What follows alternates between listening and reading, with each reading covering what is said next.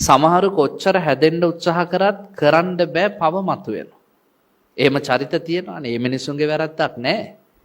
හැබැයි සසරේ කෙලෙස් ස්වභාවයන් මතුවෙච්ච නිසා මේ මිනිස්සු වැරද්දට ඉබේම පෙළඹෙනවා. එහෙම ජීවිත තියෙනවා පින්වත්. අපි සමහරලාට මිනිසුන්ට සාප කරනවා. බුදුහාඳුර අපිට කියන එපා සාප කරන්න. ඇයි? මේ මිනිසුන්ගේ ස්වභාවය.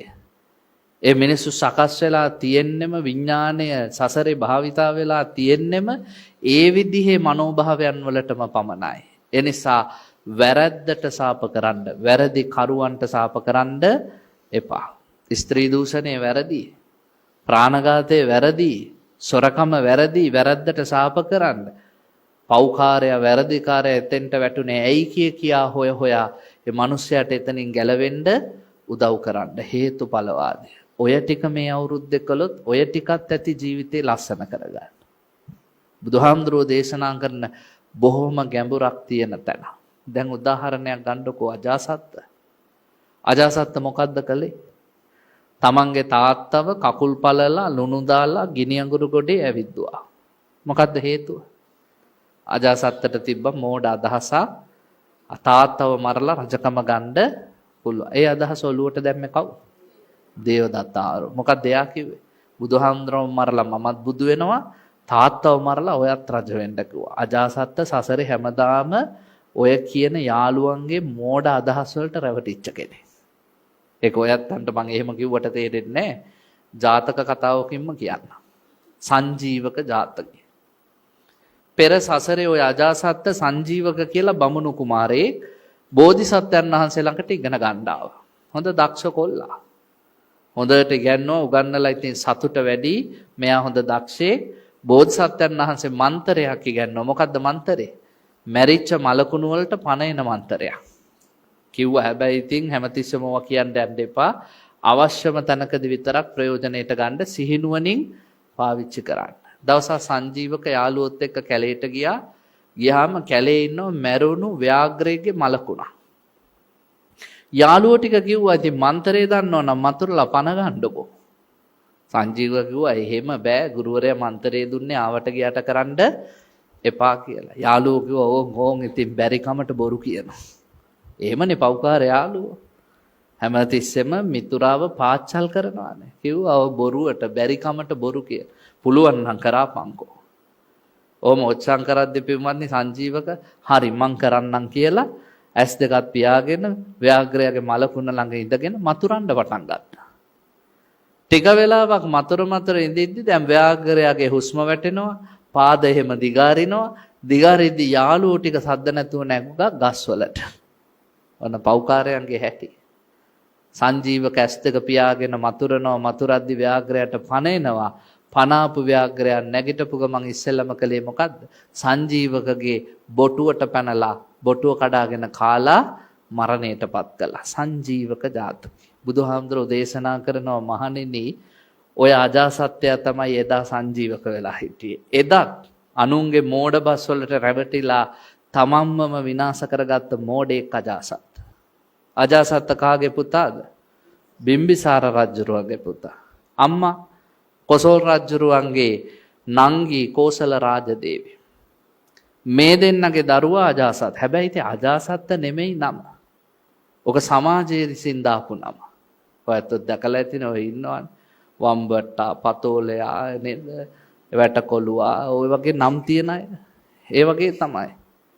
අජාසත්ත කියන වචනේ තේරුම මොකද්ද? අජාත ශස්ත්‍රු, නූපන් සතුරා. ඇයි නූපන් සතුරා කියලා නමක් අටුවා? මව් කුසට ආපුවම පින්වත්නි කෝසල රාජදේවියට ආපු දොළදුක නිසා. මොකද්ද දොළදුක? තමන්ගේ ස්වාමියාගේ උරපත්ත පළලා ලේ බොන්න. මහ පුදුම දොළදුක. දැන් ඔයත්තන්ටත් දොළදුක් ඇවිල්ලා ඇති. පොලොස් මාළුවක් කන්න, මිරිස් මාළුවක් කන්න, අල්ලපු ගෙදරින් බත් එකක් කන්න, දාන ගෙදර එහෙමනේ දොළදුක්. මේක හරි පුදුම දොළදුක. මිනිසයාගේ උරපත්ත පළලා ලේ බොන්න. බ්‍රාහ්මණයෝ කිව්වා ඉපදෙන්න යන්නේ හතුරේ. ජීවිතේටත් අනතුරක්. එනිසා මේ දරුවව විනාශ කරන්න. බිම්බිසාර රජුරු කැමති වුණාද? නෑ, හතුරෙක් වුණත් දරුවෙක්නේ. එනිසා අපිට ප්‍රශ්නයක් නෑ කිව්වා.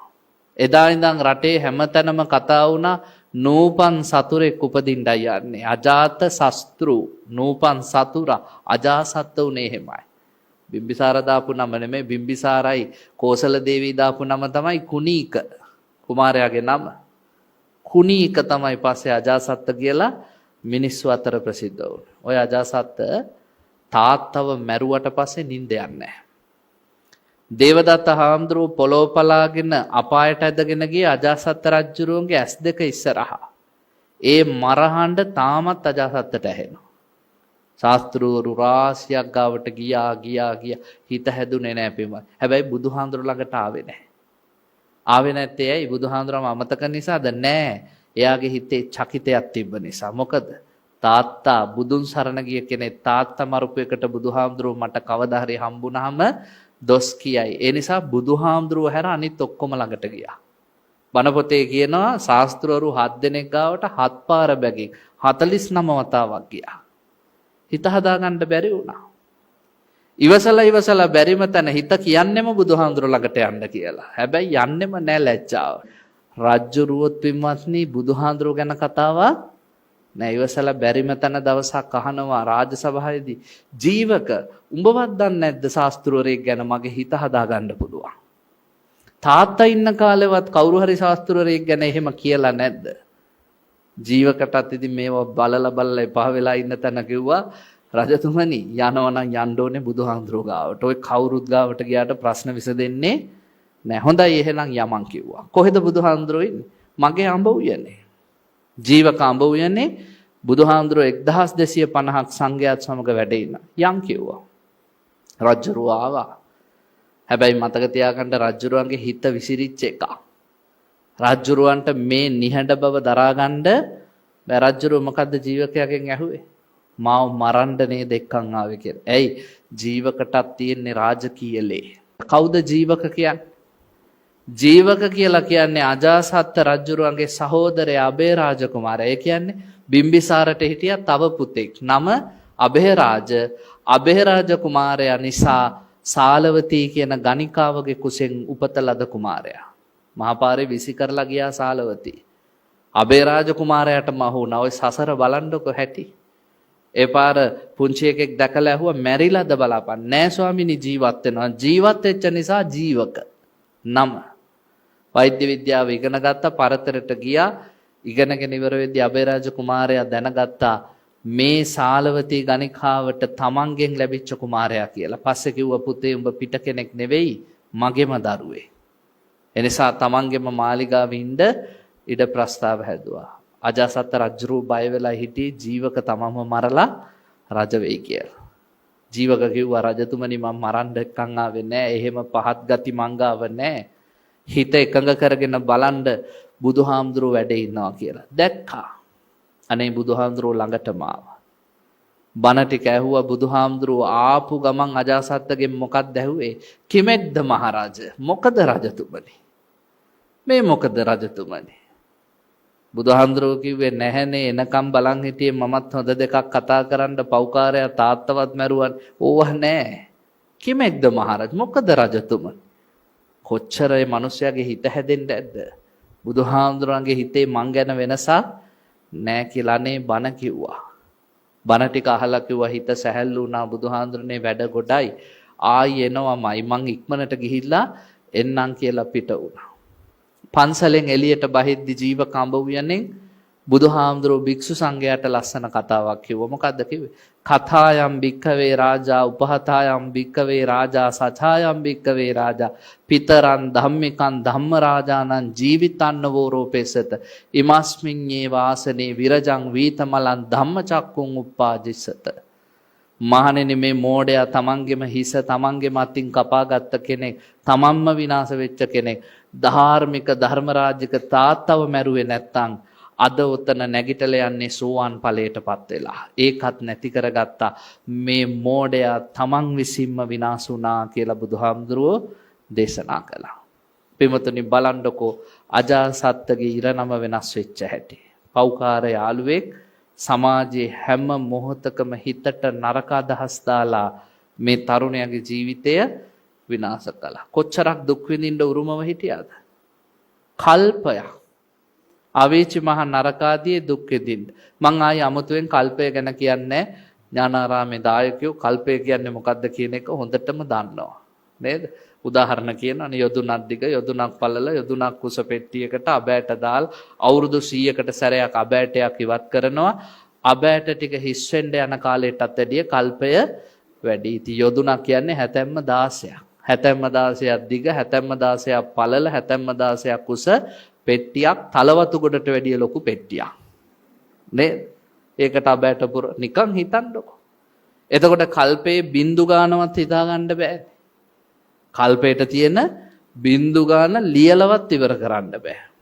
හැබැයි එච්චර අවුරුදු ගානක් දුක් විඳින්න උරුම වෙච්ච අජාසත් බුදුහාමුදුරම ආශ්‍රය කරලා ඔය බින්දු වැඩි ගාන ඔක්කොම අඩු කර ගන්නවා බින්දු 4කට. අවුරුදු 60000කින් පව් ගෙවලා ඉවර කරනවා.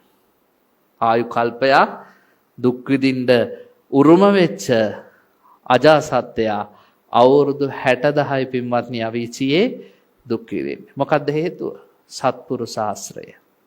අපේ බුදුහාමුදුරම මුණ ගැහිච්ච දවසේ ඉඳන් අජාසත්තට බුදුහාමුදුරන්ගෙන් තොර ලෝකයා නෑ. ඔන්න අජාසත්ත ධර්මයට යොමු වුණා. ඔයත් විශ්වාස කරනවද දේවදත්තත් එක්ක එකතු වෙලා බුදුහාමුදුරම මරන්න උපරිම කුමන්ත්‍රණ කරපු මිනිහෙක් බුදුහාමුදුරුව පිරිනුවම් පාන්න ලං වෙන කාලෙ වෙනකොට දඹදිව හිටපු ශ්‍රේෂ්ඨතම ශ්‍රද්ධාවන්තයා කියලා. ඊට වැඩිය ශ්‍රද්ධාවන්තයෙක් දඹදිව හිටියේ නෑ. ඔන්න ශ්‍රේෂ්ඨම ශ්‍රද්ධාවන්තයා. කොච්චර ශ්‍රද්ධාවද කියලා කියනවා නම් බණ පොතේ කියනවා බුදුහාමුදුරුව හදිසිය හරි පිරිනුවම් පෑවොත් අජාසත් ඒ ප්‍රවෘත්ති අහපු වෙලාවෙම පපුව පැල්ලා මැරෙනවලු. එච්චරට ආදරයක්.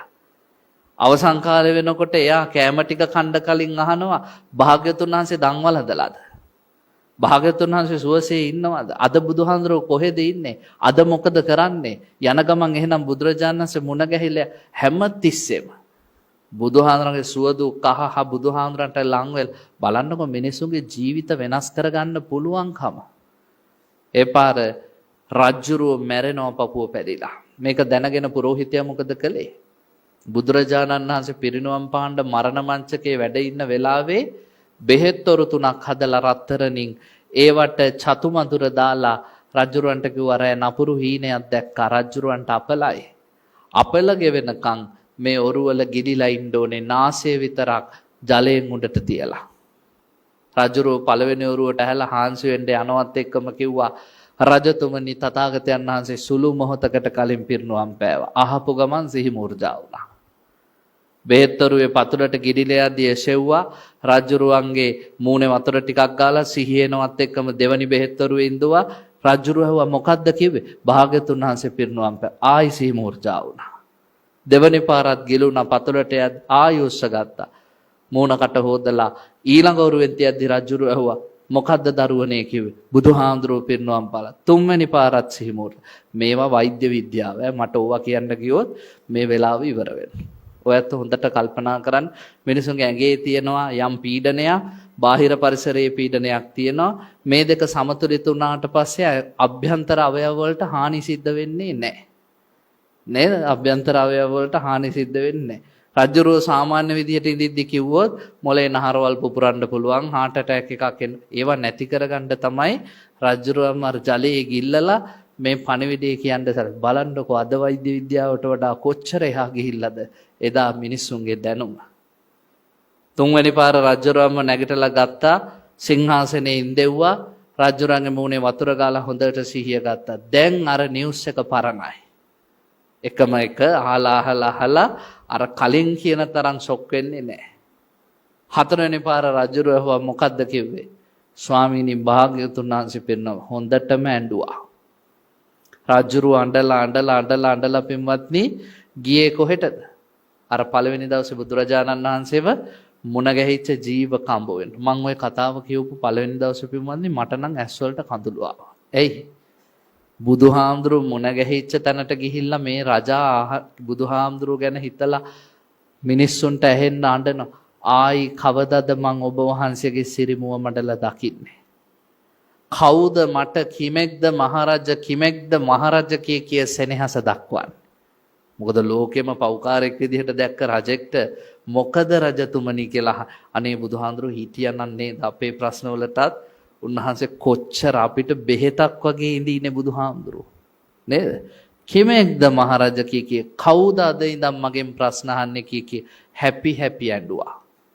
අඬලා බුදුහාඳුරු වැඩ හිටපු ආසනේ වටා 7 වාරයක් ප්‍රදක්ෂිනා කරලා සෙම්පතියට කියනවා බුදුහාඳුර ආදාහනය කරලා ඒ ශරීරයේ 13 වහන්සේලාගෙන් භාගයක් මට ඕනේ. දුන්න නැත්තම් මම අවසාන මොහොත දක්වාම යුද්ධ කරනවා. මට බුදුහාඳුරන්ගේ වැඩි අයිතියක් ඕනෙමයි කිව්වා. 13 වහන්සේලා ලැබුණාම පින්වත්නි මාස 7යි දවස් 7ක් පෙරහැරක් කළා. අන්‍යාගමිකයෝ කුපිත වුණා. රජුරු එක ආගමකට විතරයි සලකන්නේ කියලා. අන්‍යාගමිකයෝ කුපිත වෙද්දී රහතන් වහන්සේලා සක්‍රයට කිව්වා ගිහින් කියන්න රජුරවන්ට මේ පෙරහැර කෙටි කරන්න කියලා. සක්‍රයා මොකද්ද කිව්වේ? අනේ රහතන් වහන්සේලා මට සමා වෙන්න ඕනේ. ওই මිනිස්සයා බුදුහාමුදුරන්ට තියෙන ආදරේ කොච්චරද කිව්වොත් සක්‍රයා වෙච්ච මං කියන දෙයක්වත් අහන්නේ නැහැ. ඔක කරලම තමයි පස්ස බලන්නේ. ඒසා මටවත් කියන්න බෑ. එච්චරට සෙනෙහසක්. එච්චරට ආදරයක්, එච්චරට ගෞරවයක් හිතන්නවත් පුළුවන්ද? නාලාගිරි යතාය වණ්ඩා නාලාගිරි යතාව දුන්නේ අජාසත්ත. දුනුවාය දුන්නේ අජාසත්ත. ඔක්කොම ප්ලෑන් හැදුවේ අජාසත්ත. බුදුහාඳුරෝ මරන්න ප්ලෑන් කරපු මිනිහම අවසානයේදී උන්වහන්සේට මේ තරම් අසීමිත ආදරය කරන අන්තිමට සක්‍රය කිව්වා රහතන් වහන්සේලා ඉල්ලද්දී මට එක දෙයයි කරන්න පුළුවන්. මොකක්ද? මම අමනුෂ්‍යයන්ගේ වේශයේ මවාගෙන ගිහිල්ලා මිනිස්සු බය කරලා ලෙඩ කරන්නම්. එතකොට ඔබ වහන්සේලා කියන්නේ අමනුෂ්‍යෝ කලබල වෙලා ඉක්මනට පෙරහැර ඉවර කරන්න කියලා. එහෙම තමයි පෙරහැර කෙටි කරගත්තේ. අජාසත්ත ඉච්ඡරට බුදුහාමුදුරන්ට සෙනෙහස දක්වපු කෙනෙක්. ඔන්න බලන්නකො අවුරුදු 60,000ට අඩු කර තාම අජාසත්ත අපායේ දුක් විඳිනවා. අවීචි මහ නරකා තාම 2500යිනේ පින්වත්. තව 57500ක් තියෙනවා. ඉතින් ලේසිත් නෑ ඒක. අවීචි මහ නරකාදී අවුරුදු 60,000ක් දුක් විඳිනවා. 60,000 හොඳ නැද්ද කල්පයක් ඉන්නවට වැඩිය? 60,000 හොඳයි.